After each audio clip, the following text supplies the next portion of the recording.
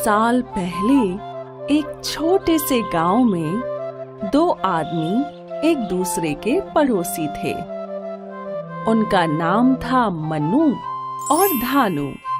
दोनों की ही छोटी छोटी झोपड़ियां थीं बीच के सामने, जिसमें दोनों अपनी बीवियों के साथ रहते थे। दोनों ने ही अपने अपने छोटे से कमरे बनाए हुए थे। मन्नू गरीबी के कारण दुखी रहता था। अक्सर उन्हें भूखा रहना पड़ता था, इसीलिए हमेशा पूजा पाठ करता। एक दिन एक पेड़ के देवता उसकी पूजा से खुश हो गए और उसके पास आए। बताओ तुम्हें क्या चाहिए भले आदमी? ओ ओ ओ भगवान, तुमने मेरी प्रार्थना सुन ली। तुम एक अच्छे आदमी हो, लेकिन जल्दी से बताओ तुम चाहते क्या हो? मैं अमीर आदमी बनना चाहता हूँ भगवान। तथास्तु। सच में? लेकिन याद रहे, अमीरी इतनी आसानी से नहीं आती। मैं तुम्हें नहीं बताऊंगा तुम्हारी अमीरी तुम्हें कैसे मिलेगी। उसे तुम्हें खुद ही ढूंढना होगा। ठीक है भगवान, आपका बहुत बहुत शुक्रिया। मनु के बरामदे में बहुत लंबे लंबे नारियल के पेड़ लगे हुए थे, लेकिन उसने इन पेड़ों के बारे में कभी ध्यान नहीं दिया था। जल्दी ही ये नारियल पकने वाले हैं, क्यों ना इस बार इन्हें तोड़कर बेच आओ, इससे हमें पैसे मिल जाएंगे। ओ भाग्यवान, अब हमें नारियलों के बारे में सोचने की कोई जरूरत नहीं है। जल्द ही हम अमीर आदमी बनने वाले हैं, बस देखती जाओ। ओ लेकिन मनु को नहीं पता था कि भगवान ने अपनी कृपा इन्हीं नारियल पर की थी। इसके जरिए भगवान परीक्षा लेना चाहते थे। ओह, बड़ी अजीब बात है। कल तक तो ये नारियल छोटे छोटे थे, लेकिन आज ये बिल्कुल पके हुए लग रहे हैं। तुम्हें भी ऐसा लगता है? सच? क्या ये सच में इतनी जल्दी पक गए हैं? हाँ, तुम्हें ऊपर जाकर इन्हें तोड़कर लाना चाहिए। जाओ, इन्हें बाजार में बेच आओ। आज ही करना पड़ेगा। आज मन नहीं है। लेकिन नारियल पक गए हैं, वो तुम्हारा इंतजार नहीं करेंगे। नहीं, आज मेरा काम करने का मन नहीं है और नारियल भाग थोड़े ही जाएंगे। ये मैं कल करूँगा। खैर, क्या आज तक किसी आलसी आदमी से कोई काम करा पाया है? लेकिन जब मनु अपना आलसीपना दिखा रहा था, उसी रात धानु अपने बरामदे में बैठा था। दम दीदा, कितनी खूबसूरत रात है। ऐसी रातों में चमत्कार होते हैं। काश आज मेरे साथ भी कोई बढ़िया चमत्कार हो जाए। काश मुझे भी आज कुछ छप्पर फाड़ के मिल जाए।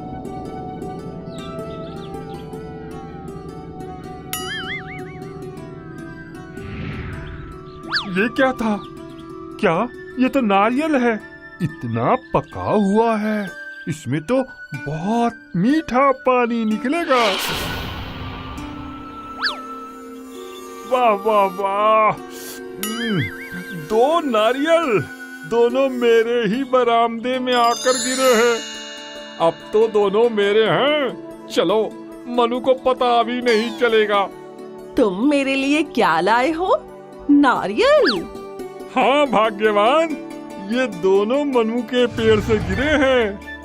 ये हमारे बरामदे में आ गिरे थे। तो हमें उसे बताना नहीं चाहिए? क्यों? जो हमारे बरामदे में गिरा है वो हमारा है। जाओ, ये दोनों नारियल तोड़ के ले आओ। मैं ठंडा नारियल पानी पीने के लिए आतुर हो रहा हूँ।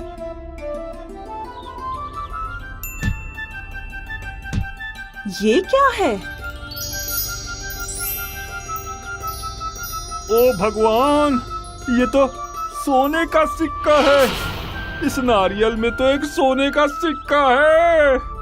मुझे यकीन था कोई चमत्कार होगा। जल्दी दूसरा भी तोड़ो।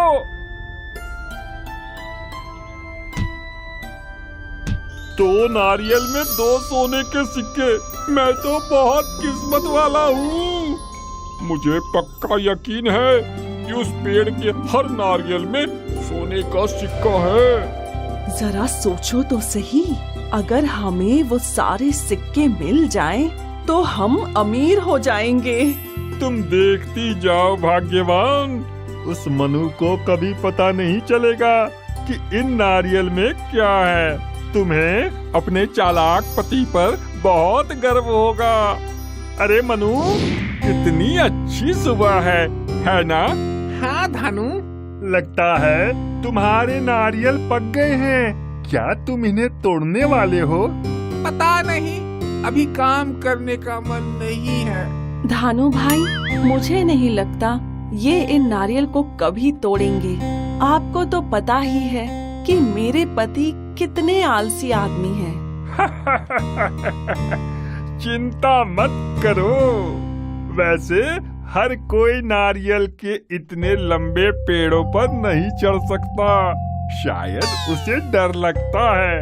अगर तुम चाहो तो मैं तोड़ कर ला सकता हूँ। और हाँ, अगर तुम चाहो मैं बाजार जाकर बेच भी आता हूँ और पैसे लाकर तुम्हें दे दूंगा। क्या तुम करोगे? हाँ बिल्कुल, कोई परेशानी नहीं है। अगर तुम चाहो तो मैं पूरा पेड़ खरीद लेता हूँ। हाँ, तुम इतना सोच क्यों रहे हो मनु? मैं तुम्हारी परेशानी भी खत्म कर दूंगा और तुम्हें तुम्हारे पैसे भी मिल जाएंगे। नहीं, मैं पेड़ नहीं बेचूंगा। माफ करना, मेरे दादाजी ने लगाया था, तुम तो जानते ही हो। खैर ठीक है, लेकिन ये नारियल तुम किसी को नहीं दोगे, ठीक है? अब इतना तो कर ही सकते हो। हाँ? ठीक है, मैं तुमसे वादा करता हूँ। चलो हाथ मिलाते हैं। इस तरह धानु और उसका परिवार आलसी मनु को लूटते रहे।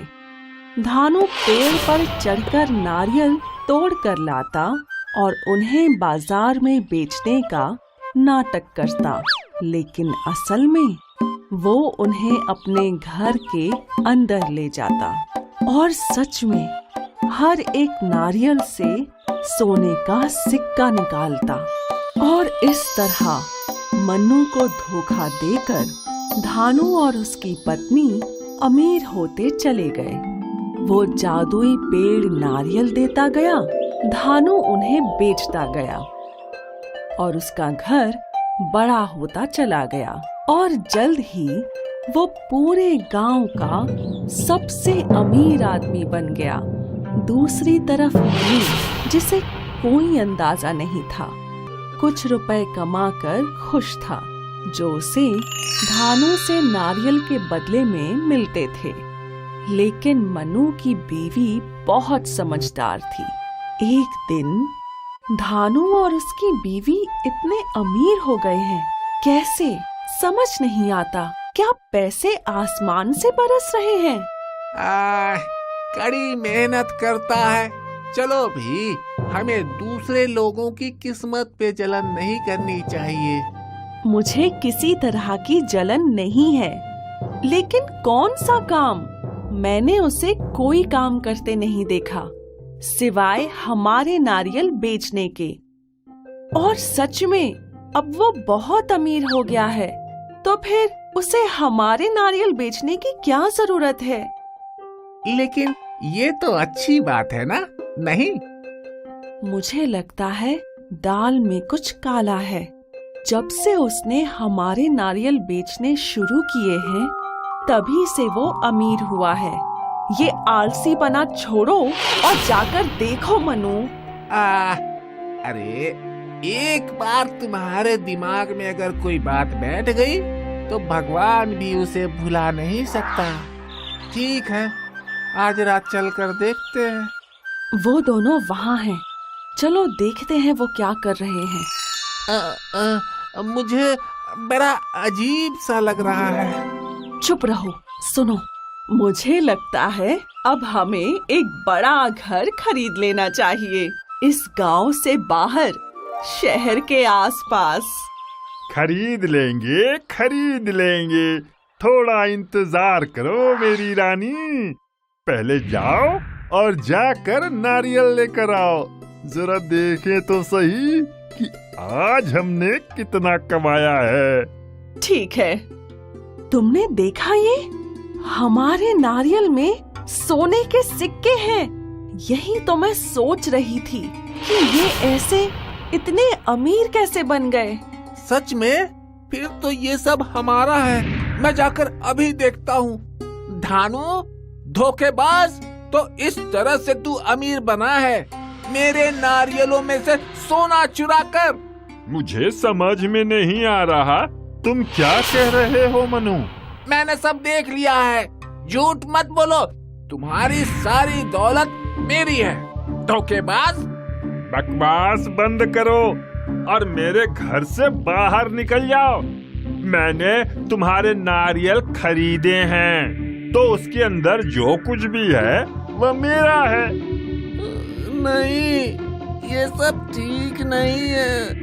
वो सारे सोने के सिक्के मेरे हैं। चिंता मत करो, तुम फिर से भगवान से प्रार्थना करो, वो तुम्हारी मदद जरूर करेंगे।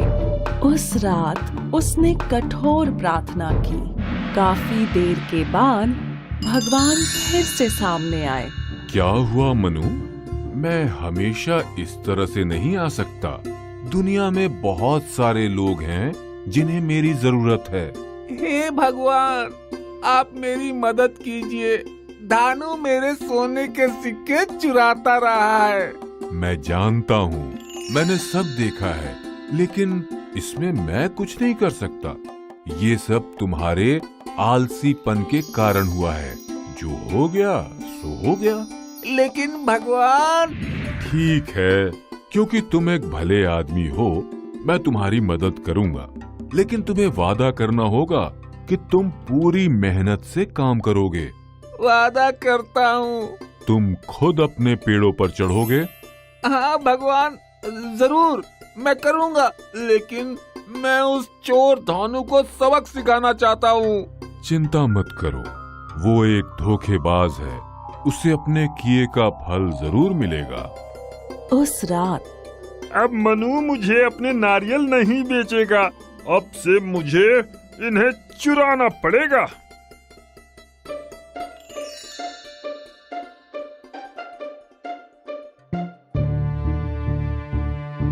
भाग्यवान, जल्दी करो, मैं नारियल ले आया हूँ। जल्दी से तोड़ो इन्हें। यहाँ ले आओ।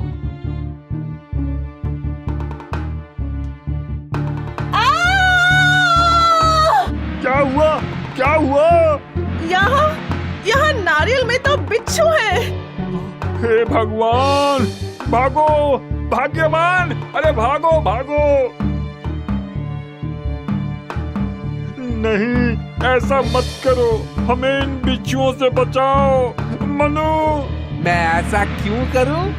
ये सब तुम्हारे नारियल में थे। लेकिन तुमने तो कहा था कि नारियल के अंदर जो कुछ भी है वो तुम्हारा है ना? अलविदा धानु, बिच्छुओं के साथ मजे करो। धानु और उसकी बीवी को अपनी गलती का एहसास हुआ। बिच्छुओं ने उन्हें बहुत परेशान किया, लेकिन जब वो चले गए, उन्होंने मनु से जाकर माफी मांगी और उन्होंने अपनी दौलत को उनके साथ बांट लिया। दोनों परिवार खुशी खुशी रहने लगे और जब उनके पास काफी धन हो गया, उन्होंने बाकी के सोने के सिक्के दूसरे गांव वालों में भी बांट दिए। नारियल का पेड़ जब तक रहा, उसके नारियल से सोने के सिक्के निकलते रहे।